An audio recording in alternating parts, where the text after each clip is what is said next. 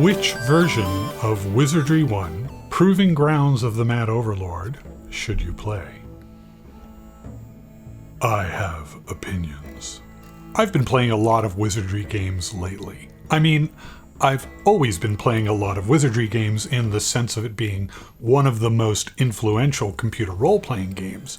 But I mean this in a more direct sense. Lately, I've been playing a lot of games literally named Wizardry, because I've been going down the path of exploring the Japanese Wizardry games in the series. I'm sure that I'm talking about this isn't a surprise to regular viewers. Just last September, I covered the early access release of Digital Eclipse's remake of Proving Grounds of the Mad Overlord, and then in December, I covered an Italian wizardry-like game, gladiator-themed, called Ludus Mortis. But not all of my Wizardry game playing is on my channel. Over the Christmas break, I fell into the extremely deep hole of the Labyrinth of Refrain and Labyrinth of Galeria games. These are Japanese games kind of in the tradition of Etrian Odyssey, which of course borrows heavily from Wizardry. That experience really had me thinking about this lineage of Japanese games that I knew existed, but wasn't really deeply familiar with. Since there are English translations of a lot of these Japanese games nowadays, I decided to pick some up. Notably, I picked up Wizardry: The Five Ordeals, which is on Steam, Labyrinth of Lost Souls, which is a PlayStation 2 game, and Wizardry Gaiden: The Suffering of the Queen. I'm not going to talk about those games today. Suffice it to say that the experience of doing that deep dive made me want to revisit the place where it all started, Proving Grounds of the Mad Overlord, and try some of the various ports of that game in an attempt to answer the question, so which one should you play? Well, I can cut this short for those of you who don't want to stay here for the entire video and say the right answer for almost anyone is in fact to buy Digital Eclipse's remake of Proving Grounds of the Mad Overlord. It's going to be coming out of early access on May 23rd, and it really strikes the right balance of updated graphics, some UI sugar, a good experience, but also the authentic gameplay of the original Apple II version.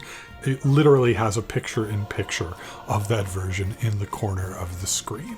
So that's my actual recommendation for most people who would stumble across this video. But if you're a regular viewer of this channel, I hate to break it to you, but you're probably a nerd. And, well, we nerds don't like simple answers. We like the complicated answers. So the rest of this video is the complicated answer. Now, when I talk about the original Wizardry games, what I mean here is what is now called generally the Lilgamen trilogy. So that's 3 games: Proving Grounds of the Mad Overlord, The Knight of Diamonds, and Legacy of Lilgamen. We're not going to be talking about every port that was ever made, because there are a lot of them. We're going to be talking about quite a few, though. In particular, we're going to mention the Apple II version, the DOS version, the Nintendo Entertainment System, or NES version, the Super Nintendo SNES version, and the PlayStation version of Proving Grounds of the Mad Overlord. There are some other really notable ports like Commodore 64 and PC Engine. I only have so much life left before it ends, and so this is where I've decided to draw the line. We'll start off by talking about the OG, the Apple II version. Now, if you're a regular viewer, you know that the Apple II is where my nostalgia lies. I love the machine. I have very fond memories of it. Most of my videos, I think, that I'm talking about 8-bit computers, I'm talking about the Apple II. So clearly, that's the one I'm going to recommend you play, right? Well, no. I think most people should not play the Apple II version of this game. It has some things to recommend it. It has the original brutal experience, but it has a lot of really mechanical drawbacks. I promise you, when we were playing this game in 1981 and 1982, we were desperate to escape from the misery that this game imposed on us. Most of us played this game with our fingers on the latch of the disk drive, so that if a combat went bad and we started to lose our characters, we would flip that disk open so that the game would not save it and we would lose all of the hard work our 12-year-old selves put into that party. So that's not great gameplay. There are people who feel that the risk of loss is part of the calculus. I don't know. I feel it's just masochism. Also, there's a lot of mechanical pain associated with the Apple II version that doesn't have to do with the difficulty of the game at all. You have to make a copy of the scenario disk, and you have to make sure the right disks are write protected and the right disks are not write protected. And God forbid, if you have some sort of crash or you reboot, you might have to go through this sort of painful process to recover your characters. So for most people, this is really painful, and I don't recommend it. And more to the point, Digital Eclipse kind of brought the good parts of that game forward to their remake. So if what you want is the Apple II experience, I would say get the Digital Eclipse version. Make the picture-in-picture big, so you have that Apple II screen front and center in your field of view, and go on with your life. Now, I do have one asterisk here, which is that there are, of course, 3 games in that original series. And to enter the second game, Knight of Diamonds, on the Apple II version, that scenario was balanced for level 13 characters. And you could only, I'm pretty sure, bring those characters in if they had those characters, not your party, had literally finished Proving Grounds of the Mad Overlord. If they killed Werdna, I believe they actually got a little, I don't remember if it was an asterisk next to their name. It was a little symbol next to their name that meant they were victors and they could go on to Knight of Diamonds. This aspect of the game got tweaked with the console versions I'm going to mention later. And the Digital Eclipse version doesn't yet have Knight of Diamonds or Legacy of Logoman. So if you know and are 100% sure you're going to take this party from the beginning of Proving Grounds all the way through to the end, and you don't like the tweaks made in the console versions, which I will mention later, in that one rare circumstance, you are the one person who should play the original Apple II version, and I believe in my deepest heart of hearts, that is almost none of you. If you are that one person, I want to hear from you. Please say something in the comments and argue with me about why I'm giving bad advice. For a while in the 1990s, whenever this question came up, people would talk about the IBM-PC, as we called it, version of the game, the MS-DOS version of the game. And people felt that that was kind of the right balance of convenience and gameplay. This is no longer considered good advice. There is actually a bug in the MS-DOS version of the game relating to leveling up your characters. When you level up a character in these early Wizardry games, you have a very good chance that your statistics, your strength, intelligence, etc., will go up, and a very small chance that your statistics might go down. 1 or 2 of them, you might lose a point every so often on a level up, but not usually. In the MS-DOS version, you have as good a chance of losing stats as you do of gaining them. And this really just kneecaps the player. If what you want to do is experience some of the what we call prestige classes in the game, the Lord, the Ninja, those have very strict requirements on what your character statistics are. And if you're losing them every level up, it's simply impossible. So really, no one should play the MS-DOS version of the game. Don't do it. It's bad. Really bad. Don't. Just trust me. Don't do it. If you have a Nintendo Entertainment System, there are versions of the game that are actually quite pleasant. They add hand-drawn pixel graphics by, I believe his name is Jun Suemi, and also music by Kentaro Haneda.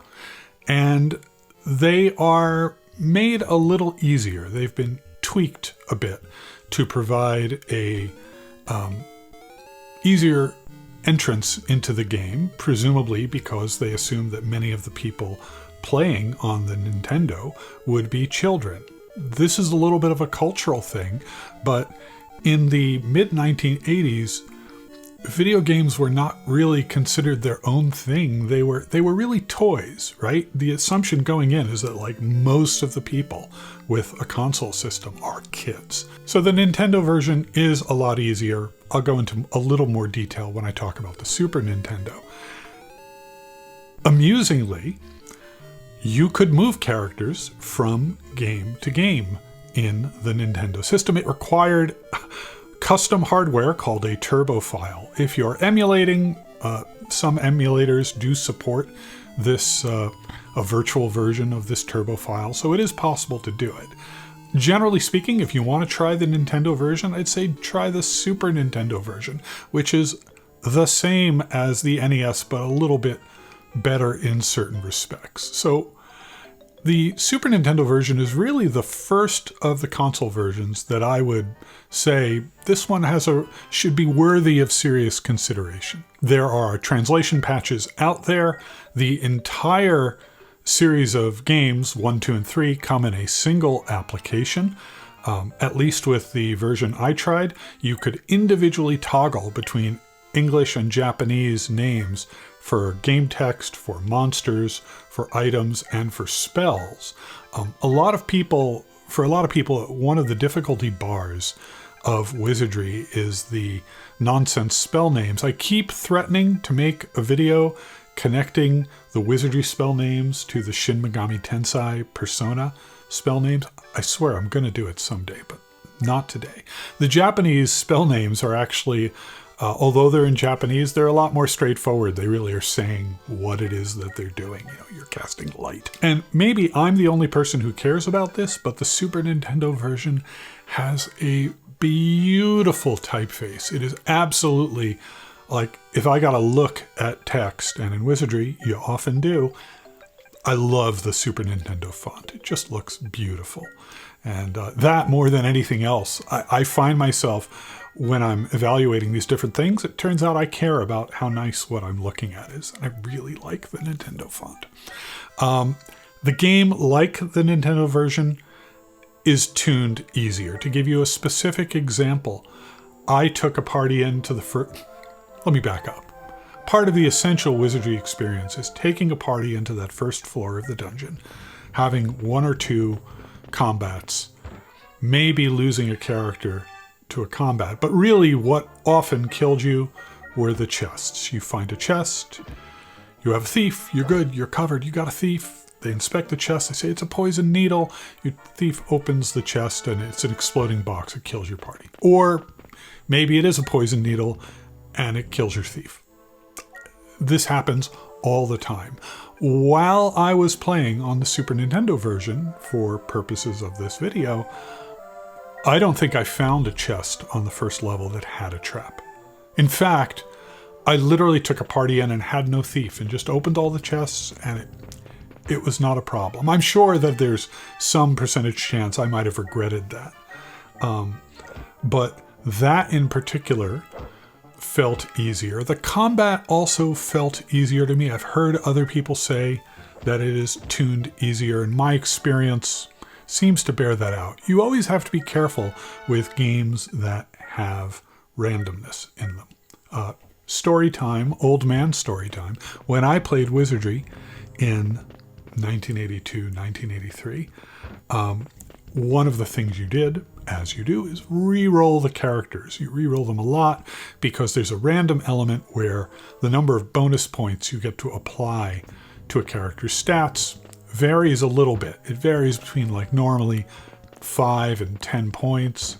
And then every so often you get a crazy roll and you get a character who has 30 points. 30 bonus points, or like 28 or something like that. The algorithm for this is online. The game has been disassembled, decompiled. We could look at the original Pascal code and we could see why this happens. Literally, it's a random roll.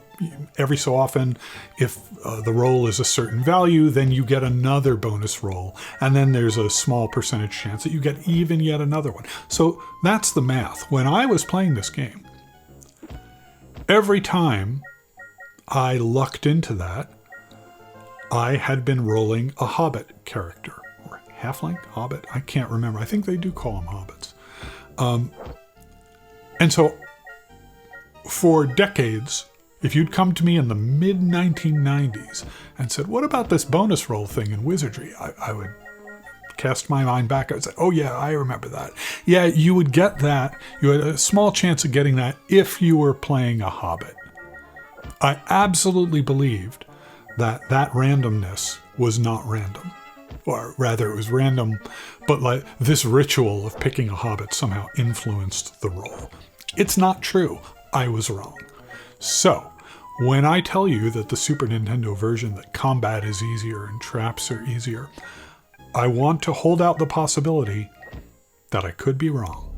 But my experience playing through the game, I'm going to say that I think it's easier. And so if you want an easier combat experience, then you should be thinking about the Super Nintendo version. The Super Nintendo version also introduces some UI sugar. When you cast the Duma Pick spell, instead of just telling you you're this many squares east and this many squares down, it actually draws a map for you, which is a lovely little quality of life improvement, and one that did make it into the modern remake, the 3D remake by Digital Eclipse. There's also an ability to have your thieves hide in shadows and then ambush.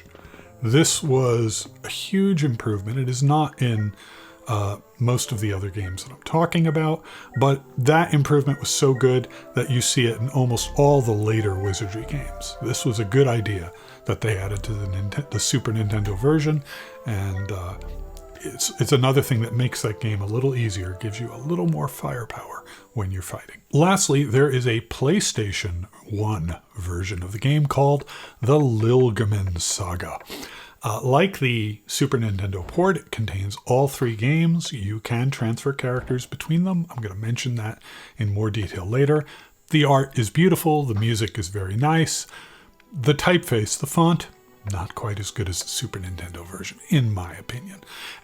The gameplay, however, with some asterisks I'm going to get to, feels really substantially identical to the Apple II version. That, more than anything, is why I think that if for whatever reason you don't want to play the Digital Eclipse version, and I'll enumerate some of those reasons in a little while, the PlayStation 1 is the one you should be thinking of.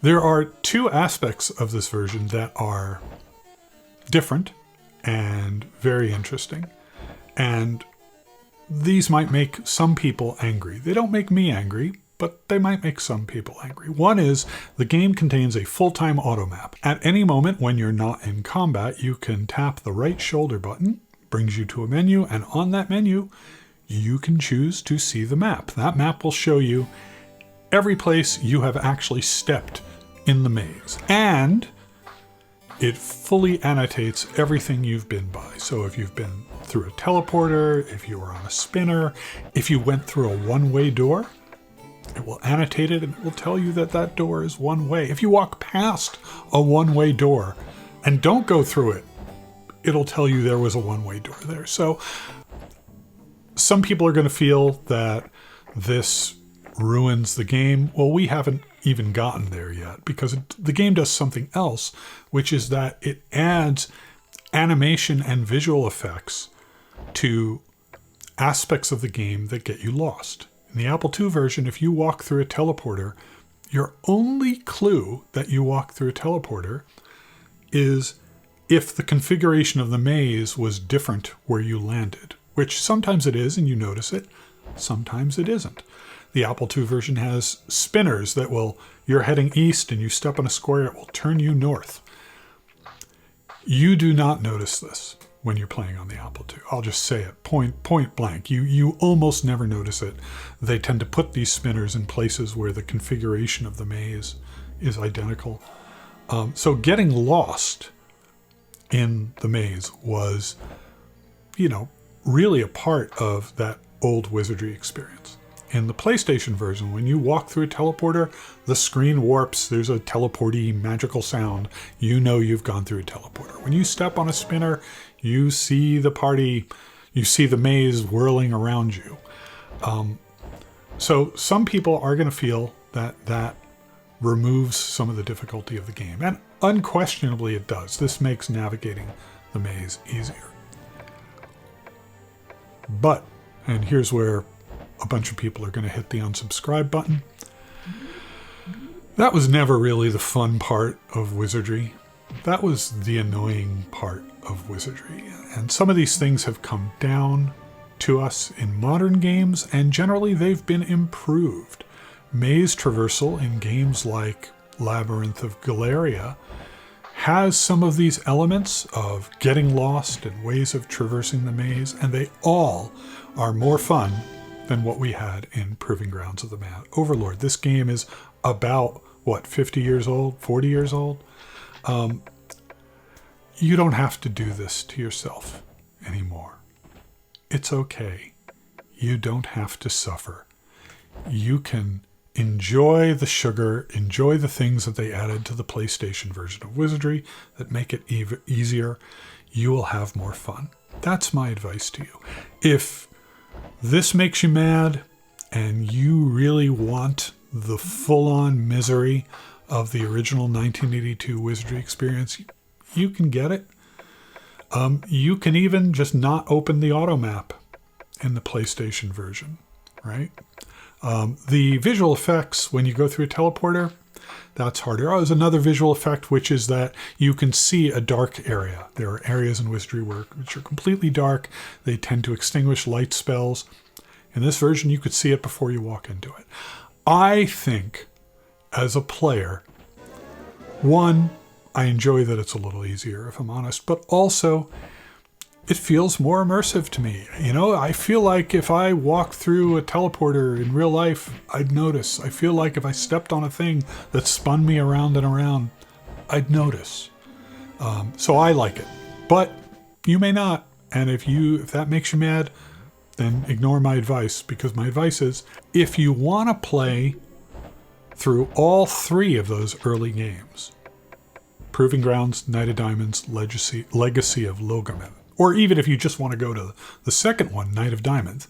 Right now, as of today, Digital Eclipse has not remade Knight of Diamonds. So if for that reason you don't want to play the Digital Eclipse version, the PlayStation version, that's the one I would pick. The other reason you might not want to play the Digital Eclipse version is if you're playing on Mac or Linux. Right now, that version is only on Windows. I think, this is sad. I really hope they port to Mac and Linux. So if you're on one of those other platforms, then I think the PlayStation Logomen saga is your best choice for experiencing this game. Now, if you are transferring your characters to the later games, I should mention that the console games kind of changed the concept. Instead of being literally your heroes at level 13 going into Knight of Diamonds, it is in fact the descendants of your heroes going into the game, and they are level 1 heroes. And the games have been rebalanced to work from level 1 rather than level 13. This is a good decision. I don't want to say that, Surtech had a storied career and went on to make many other games, but I remember at the time Knight of Diamonds came out, and the only people who could buy it and play it were people who finished Wizardry 1. And so I think that decision really limited the market for those games. So I think this idea of, it's the descendants of your earlier characters, and they're level 1, and they don't have to have gone through all this. I think that was a good decision. All right, so summing up one more time. If you have a Windows machine and you're not going to go play the other games in the trilogy, the later games in the trilogy, the answer is short and simple. Absolutely. Buy the digital Eclipse Remake. It's really the most visually beautiful and the most satisfying to play of all of these. If you're on Mac or Linux, or if you're one of the few people out there who is absolutely sure they want to take a party through the later Wizardry games, meaning the second and third Wizardry games, then by all means, I think the PlayStation version is the one I would go. If, and then the last asterisk here, is if the most important question is which of these games has the most beautiful font, play the Super Nintendo version. I know you're out there. I know one of you out there thinks like me about this. It's a great font. It's such a great font. Well, I did it again. I intended this to be a very short video, very short and sweet. These are the options, 1, 2, 3, 4, 5. Pick this one. And instead, I went down the rabbit hole on all the whys and wherefores. But if you've watched to the end of the video, then you might be a nerd like me and you might have enjoyed it. I hope you enjoyed it. This has been Gaming Like It's 1979. Thank you so much for watching.